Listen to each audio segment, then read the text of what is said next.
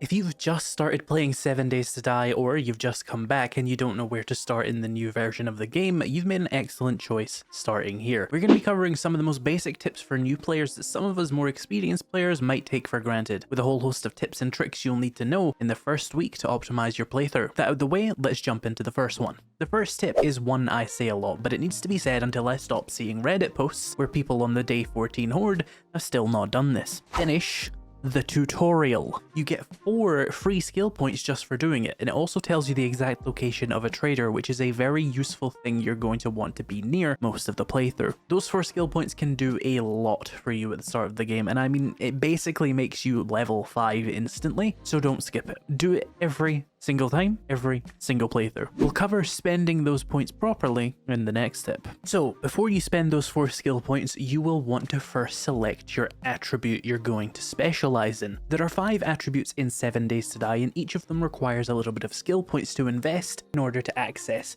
the higher levels of each perk. So you generally want to specialize early on so that you're not wasting your skill points. And the 5 attributes are Perception, Strength, Fortitude, Agility, and Intellect. Perception governs your spears, explosives, and rifles, as well as salvaging with wrenches, as well as other things, but those are the main things. All the attributes do a lot of things, but I'm going to cover the main things like those for all of these. Strength governs clubs, shotguns, sledgehammers, mining, and carry capacity. Fortitude governs fists, machine guns, and survival. Agility governs knives, bows, pistols, mobility, and stealth. And intellect governs stun batons, robotics, trading, and crafting related stuff. Now, to save you a headache on your first playthrough as a new player, I would always recommend strength for your first playthroughs. Shotguns are arguably one of the easiest weapons in the game to use, and they're very powerful. Clubs and sledgehammers are genuinely brainlessly easy. If you're new to the game, I would recommend clubs because they're more forgiving for stamina, and then once you know stamina management a little bit more, go into sledgehammers. And the mining skills really help you get a lot of resources, which can make up for new players' presumably pretty shoddy base designs, and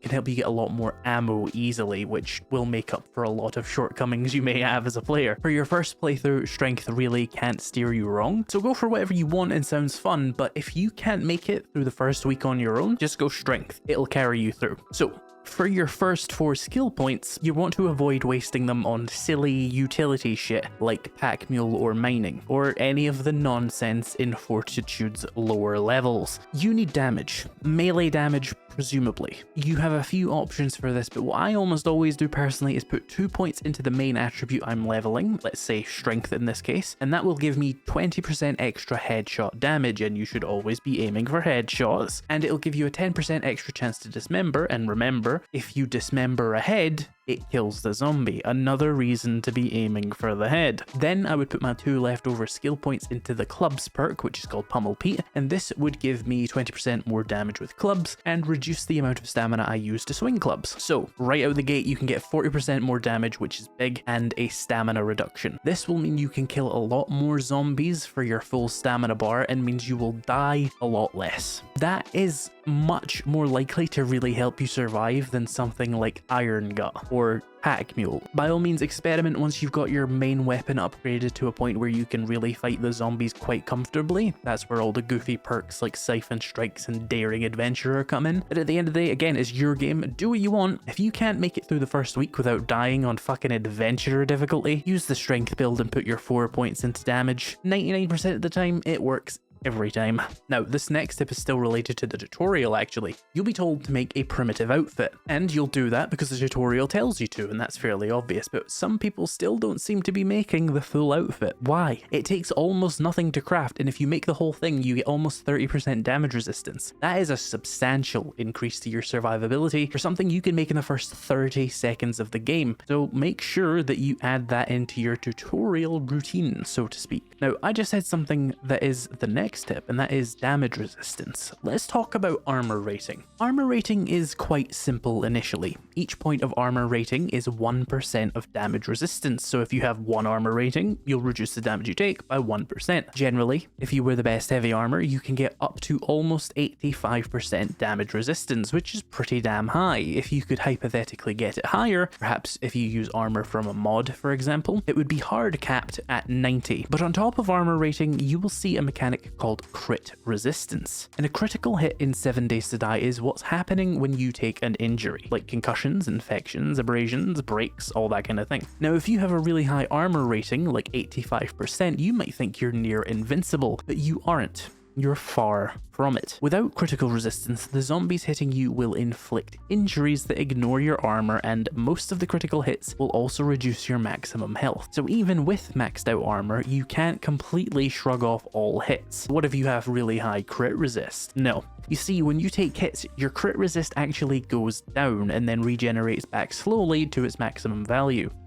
And some crits just seem to ignore crit resistance entirely. So you can't become fully invincible, so you should always be very cautious of, wading into really silly situations just because you have good armor on. You should also be aware of another stat that is very similar to armor rating but is actually distinct, which is the nebulous damage resistance. When a perk or item tells you about damage resistance rather than armor rating, it distinctly is not talking about armor rating. Damage resistance in some ways is better, and in some ways is worse. Damage resistance is applied after your armor rating. So if you have 90% armor rating and 10% damage resistance, you will not have 100% resistance to damage. It will reduce the damage you take after your armor rating by a further 10%, which would equate to, I think, 91% damage resistance. So if you take 100 damage hit with 90 armor, it'll do 10 damage, and the 10% additional damage resistance will reduce that to 9 damage. The upside of damage resistance, though, is that it works even against armor penetrating ammo. So if you're in PvP, or if at some point in the 1000-year history after this video goes out, the bandits come to the game and they may use armor piercing ammo, damage resistance will be very, very valuable in that context, because you can't armor penetrate damage resistance. Now, in that same vein, we have another stat in the stats menu, and that is called stamina per second. What this stat actually means is it's the amount of stamina you regenerate when doing the action you have selected. And this is a new feature, so I'll explain it in a little more detail. There's a little button at the top of the stats menu on the right, and this will toggle you between walking, running, and sprinting. And this will change your stamina per second value. This is telling you how quickly your stamina regenerates while using that action. And you might find that quite odd initially. Stamina regeneration while sprinting? That doesn't make any sense. But yes, you actually will eat stamina and regenerate it at the same time when sprinting. If you can get your stamina regen higher than the cost to sprint, then you can sprint infinitely. This is most commonly done with light armor and beer. The higher the stamina regeneration per second stat is, the longer you'll be able to sprint, because it'll be constantly replenishing stamina, and if you can get it to be equal to or greater than your cost, you can sprint forever, which is pretty easily done in 7 Days to Die actually. And you'll note that the value gets higher when walking or running compared to sprinting, and this is something to keep in mind when you're trying to fight. Your overall stamina regenerates faster when you are walking or standing still, so if you're in a fight and you keep trying to sprint around and run, you'll be actively able to attack less than if you were standing still, because your stamina fully just regenerates slower when you are moving. Obviously, you need to move in combat, but if an opportunity to slow down and catch your breath comes, take it, because you will legitimately catch your breath faster. Now, this next tip is barely a tip, but I think you should know about it as a new player, and that is day length. Rebuilt, surely you don't need a tip about day length. 60-minute days means the day is 60 minutes in real life, right? No, you fool. It's 70 minutes. I know, it doesn't make any fucking sense. And you might be wondering, if I make it 50 minutes, is it actually 60? Maybe. The game is held together with duct tape, and there is actually an error that means that for every increment you make your days longer, the days become exponentially longer, to a point where I think if you were to mod the game slightly to allow for 6-hour days, time simply wouldn't move anymore. The extent of this bug is such that if you were to set your day to a 2-hour day, it would actually take almost 2.5 hours to go past. So keep that in mind when you're setting your day length. Now, another menu option you might want to know about is difficulty settings. The default setting actually makes it so that you take 75% damage from zombies and deal 50% more damage. So the default setting is actually the easy option if you were unaware. If you want the actual normal difficulty, the one that used to be the default, that would be Nomad. On that, you take full damage and deal normal damage. Then we can go all the way up to Insane difficulty, where zombies do 250% damage and you deal 50% damage to zombies. The main reason I'm telling you this though is because 7 Days to Die is a game that has been in development for 900 years and as such is prone to misinformation. Like the misinformation I just said, things change, people don't notice, and they tell other people the wrong things. I'm guilty of this myself. It's hard to keep track of valid information over a long period of time in a video game like this, and some people have been in this game for 13 years. Misinformation happens a lot. My point is that some people may tell you that difficulty does various things. They might tell you, for example, and this is the biggest myth, that difficulty will affect your game stage, but in reality, that is no longer the case in vanilla. All difficulty does is make zombies harder to kill and make you easier to kill. It has no effect on loot, the zombies that spawn, whether or not you take dysentery from a sham sandwich, nothing.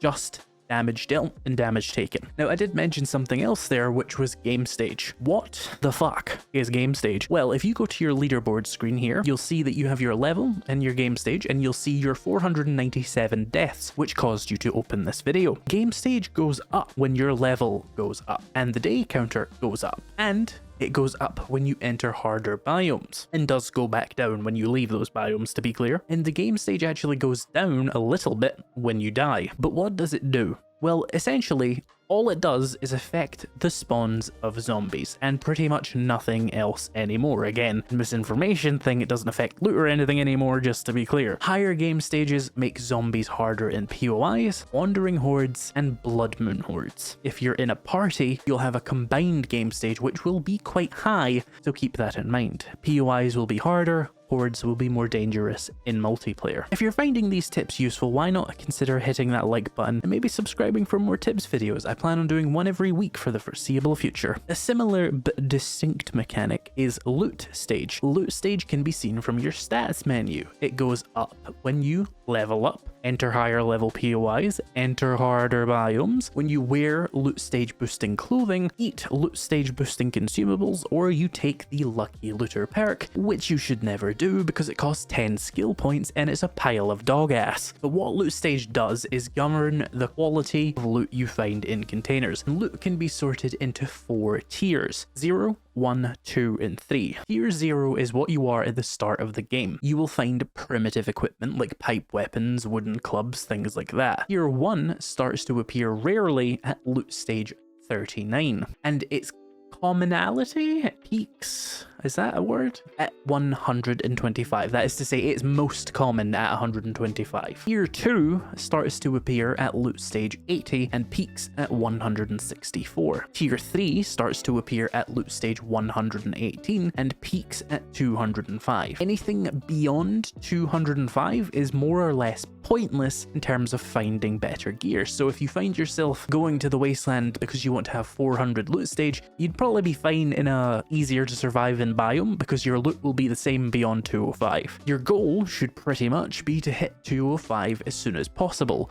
hopefully without using the lucky looter perk because it's ass. You do that by leveling up, going to hard biomes and going into POIs, and maybe using loot stage boosting items like eye candy, the treasure hunter mod, and the rogue hood, or maybe, I guess if you're a weirdo, you could also do the completion bonus for the salvaging outfit, but seriously, the rogue hood does the same thing. Now, that brings me to biomes. There are 5 biomes in 7 Days to Die, which is a decreasing number from previous updates, but that's a topic for another video. We have the forest, the burned forest, the desert, the snow, and the wasteland. And conveniently, they increase in difficulty in the order I just said them. When you go to biomes outside the forest, you'll get a large boost to your game stage and a large boost to your loot stage. The higher the difficulty of the biome, the harder the zombies that spawn, but the better gear you will find. The burned forest gives you a 50% +5 bonus to loot stage. That means you get +50% and a flat +5 to your loot stage. It also gives you a 50% +10 increase to your game stage. The desert gives you +100% +10 to your loot stage, and a 50% +10 increase to your game stage. You'll notice, by the way, that the desert gives you a significantly larger loot stage boost despite having the exact same